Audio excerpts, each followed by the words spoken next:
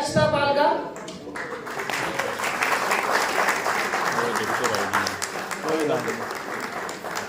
अब उधर पहुंच गए तो क्या करें? कपल लपेट कर हमको भी बनने आता है कि हमें देश की बेटी है, धरती हमारी माता है। कपल लपेट कर हमको भी बनने आता है। पड़ेगा वक्त तो आंचल कफन बना लेंगे, छुड़ा के मेहंदी को तलवार में उठा लेंगे, छुड़ा के मेहंदी को तलवार में उठा लेंगे। इसी के साथ मैं अगली कड़ी में बुलाना चाहूंगी माननीय लक्षिता पाल जी को। वो आए अपने 2 शब्द कहें और समय का ध्यान रखें। 2 मिनट का समय। बहुत बहुत धन्यवाद। Thank you.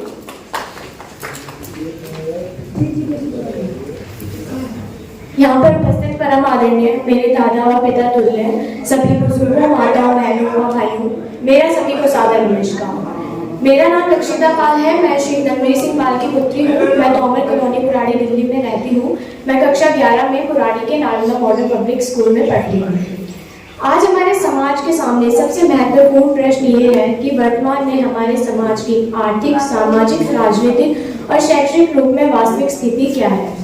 किसी भी समाज की आर्थिक और सामाजिक मजबूती इस बात पर निर्भर करती है कि वह समाज राजनीतिक और शैक्षणिक रूप से कितना मजबूत है और उस समाज की शासन और प्रशासन में कितनी भागीदारी है। जिस प्रकार से नाव सवारियों से पूरी भरी होगी, लेकिन नाव के अंदर नाव को चलाने वाला चालक दल न हो तो वह नाव चल नहीं सकती। बड़ी से बड़ी गाड़ी सवारियों से पूरी भरी होगी, लेकिन गाड़ी के अंदर गाड़ी को चलाने वाला ड्राइवर न हो तो वह गाड़ी चल नहीं सकती। ठीक उसी प्रकार से चाहे कोई भी समाज कितनी भी संख्या में क्यों ना निवास करता हो, लेकिन जब तक उस समाज के लोग जनता के द्वारा चुनकर देश की प्रशासन में नहीं जाएंगे, तब तक वह समाज मजबूत नहीं हो सकता। अब सवाल उठता है कि हम देश के प्रशासन में कैसे अपनी भागीदारी हों। स्वर्गीय डॉक्टर भीमराव अंबेडकर ने कहा था, शिक्षित बनो, संगठित रहो, संघर्ष करो। अर्थात आगे बढ़ने के लिए सबसे पहले हमें अधिक से अधिक शिक्षित होना होगा, क्योंकि जितने अधिक से अधिक संख्या में हम शिक्षित होकर प्रशासन में अपनी भागीदारी लेंगे तो उतना ही हमारा समाज अधिक से अधिक मजबूत होगा। इसके लिए हमें अधिक से अधिक निजी व्यक्ति की कारों पर भी कब्जा करना होगा।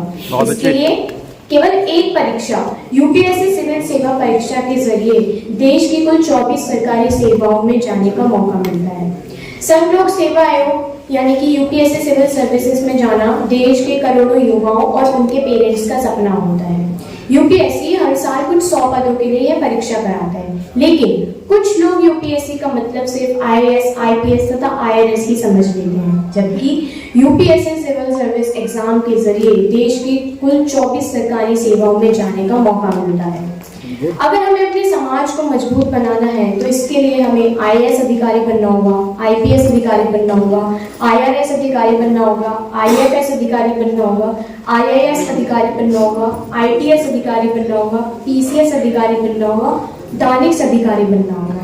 और यह सभी कार्य केवल अच्छी शिक्षा के द्वारा ही संभव है। दूसरी चीज जो सबसे महत्वपूर्ण चीज होती है वह होता है संगठन। राजतंत्र में राजा रानी की कोख से पैदा होता था, लेकिन आज लोकतंत्र में राजा हमारे वोट से पैदा होता है और केवल सबसे मजबूत और शक्तिशाली राजनीतिक हथियार है। आज जनता अपने वोट की ताकत से ही किसी भी व्यक्ति को राजा बनाकर राजगद्दी पर बिठा देती है और किसी भी व्यक्ति को राजगद्दी से उतार देती है। अगर हमें सत्ता के अंदर अपनी राजनीतिक भागीदारी लेनी है तो इसके लिए हमें बहुत ही मजबूती के साथ संगठित होना होगा, लेकिन यह हमारे समाज का बड़ा दुर्भाग्य है कि आज भी हमारा समाज संगठित नहीं है और हमारी इसी कमजोरी के कारण बड़ी राजनीतिक पार्टियां हमें राजनीतिक हिस्सेदारी नहीं दे रही है। आज हम अपनी राजनीतिक हिस्सेदारी का आकलन करने के लिए अगर हम दिल्ली प्रदेश का उदाहरण लें, जो कि हमारे देश की राजधानी है, जिसमें प्रत्येक प्रांत का, प्रत्येक जिले का, प्रत्येक गांव का व्यक्ति निवास करता है, जिसे हम मिनी इंडिया भी कहते हैं। इस दिल्ली प्रदेश में हमारा समाज बहुत बड़ी संख्या में निवास करते हैं, लेकिन फिर भी हमारी राजनीतिक भागीदारी लगभग ना के बराबर है। अभी 2022 के दिल्ली नगर निगम चुनाव में 2 बड़ी राजनीतिक पार्टियों ने हमारे इतने बड़े समाज को एक भी टिकट ना देकर हमारे पूरे समाज का बहिष्कार कर दिया और इस बात को पूरे तरीके से सिद्ध कर दिया है कि इन राजनीतिक पार्टियों की नजरों में हमारी औकात केवल यूज एंड थ्रो की है, यानी केवल इनके वोट का इस्तेमाल करो और फेंक दो। मेरे यहाँ पर उपस्थित सभी लोगों से गुजारिश है कि आप सभी अपनी वोट की ताकत को पहचानें तथा उसका सही इस्तेमाल करें। आप अपनी वोट की कीमत 100, 200 या 500 रुपए के बराबर ना समझें।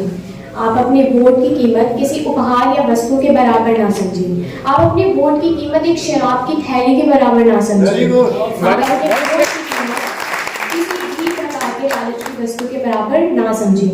आपका एक वोट आपकी किस्मत बदल सकता है, आपका एक वोट आपके बच्चों की किस्मत बदल सकता है, आपका एक वोट पूरे समाज की किस्मत बदल सकता है। मैं आपके सामने कुछ उदाहरण पेश करती हूँ कि एक वोट की कितनी ताकत होती है। वर्ष 1776 में अमेरिका में मात्र एक वोट ज्यादा मिलने से जर्मन भाषा के स्थान पर अंग्रेजी राजभाषा बनी। 1875 में फ्रांस में मात्र एक वोट से राजतंत्र के स्थान पर गणतंत्र आया। वर्ष 1923 में मात्र एक वोट ज्यादा मिलने से हिटलर नाजी पार्टी का प्रमुख बना और हिटलर युग की शुरुआत हुई। वर्ष 1918 में सरदार पटेल अहमदाबाद म्युनिसिपल कॉर्पोरेशन का चुनाव मात्र एक वोट से हार गए थे।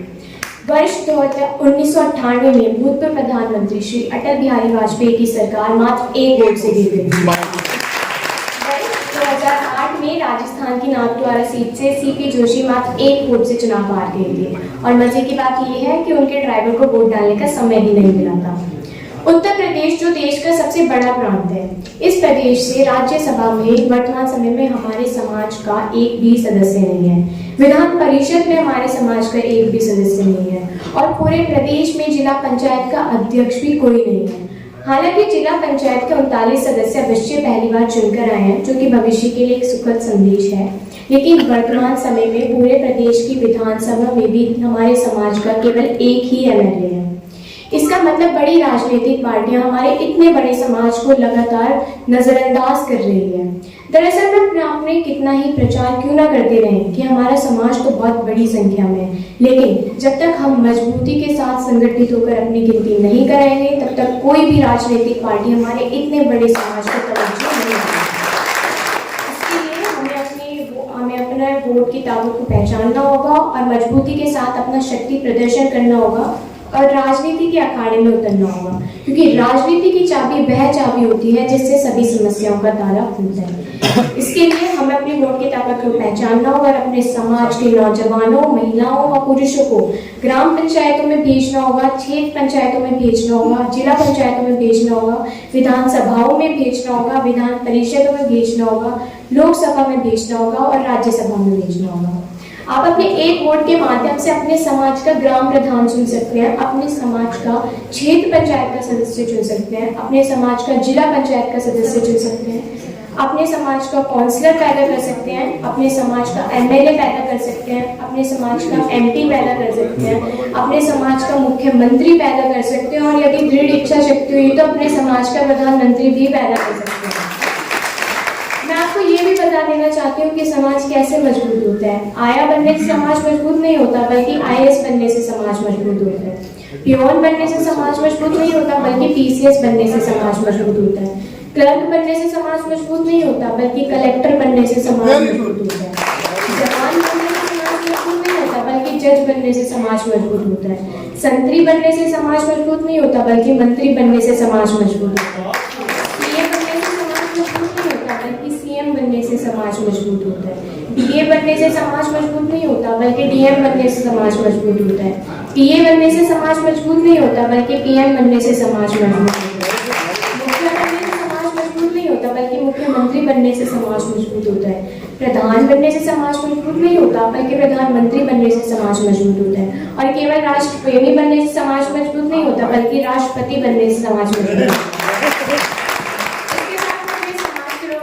एक बात और कहना चाहूंगी कि हमारे भारतीय संस्कृति और यहाँ तक कि देवी देवताओं में भी पुरुषों की अपेक्षा महिलाओं को सम्मान पहले प्राप्त। सभी से गुजारिश है कि महिलाओं और बेटियों को, चाहे कोई सामाजिक मंच हो या राजनीतिक मंच हो, महिलाओं और बेटियों को बराबर की भागीदारी दें। इसी के साथ मैं यहीं पर अपने शब्दों को विराम देती हूँ।